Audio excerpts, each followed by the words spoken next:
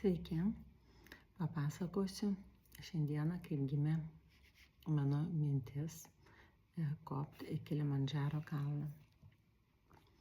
Grįžus vieną savaitgalį sūnui iš karo akademijos, jis pasakė, kad nori kopti į Kilimandžaro kalną. Man pasirodė taip, wow, pritariau iš karto. Bet viduje taip kirbėjo, kad kažkaip nori ir aš prisidėti, reikia tik daugiau informacijos, kas ten, kiek ten aukštas, koks sudėtingumas, ar jis techniškai sudėtingas. Ar galėčiau aš prisidėti prie to žygio. Tai išmiegojęs visą naktį, taip neramiai, taip greičiau, kad sulaukčiau ryto, galėčiau pagūglinti. Tai kai atsikėliau ryte, pagūglinau, žiūrėjau, kad nėra techniškai sudėtingas, reikia fizinio pasiruošimo, čia visų pirma taip pat. Tai galvoju, pabus Gustas, sakysiu, kad noriu kopti kartu. Kai pabudo, sakau, Gustai, noriu ir aš kartu su tavim. Sako, gerai.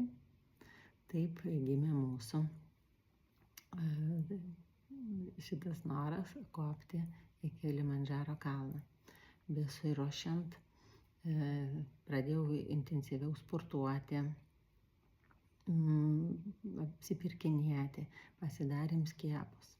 Galvoju, metėm savo iššūkį, bet kad nebūtų apie mus, kad turėtų prasmę, kad galėčiau kažkam tai padėti. Galvoju, noriu gyvūnam, nes visą gyvenimą buvau jautri dėl gyvūnėlių, kad jie beglobiai, išmesti, skriaudžiami. Ir galvoju, susirasiu organizaciją, kuriai norėčiau paaukoti, rinkti auką. Taip pasirinkau bendradarbiauti su gyvūnų gerovės iniciatyvom.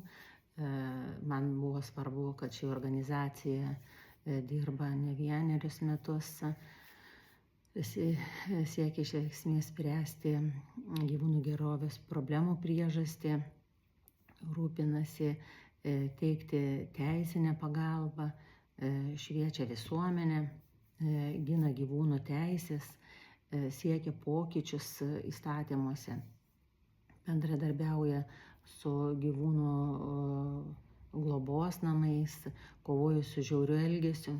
Taip ir pasirinkau gyvūnų gerovės iniciatyvos.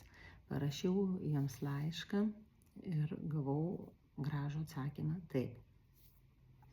Ir tada kreipiausi į Aukok.lt, nes buvo reikalinga atsidaryti platformą, per kurią būtų renkamos aukos gyvūnų gerovės iniciatyvom. Taip gimė mūsų projekto pavadinimas "Į viršūnę už tuos, kurie neturi balso". Tai yra atidaryta platforma per Aukok.lt "Į viršūnę už tuos, kurie neturi balsą". Labai kviečiu prisidėti, paaukoti, jei galite, pasidalinti šiuo projektu, kad sužinotų daugiau žmonių. Kiekvienas euras, kiekvienas pasidalinimas, tai reali pagalba tiems, kurie negali jos paprašyti patys. Tada ačiū Jums iš viso širdies už palaikymą, už pasidalinimą, už aukojimą. Sekite mane YouTube kanale Raimonda Sports. Tai iki greito. Ačiū Jums labai. Visa.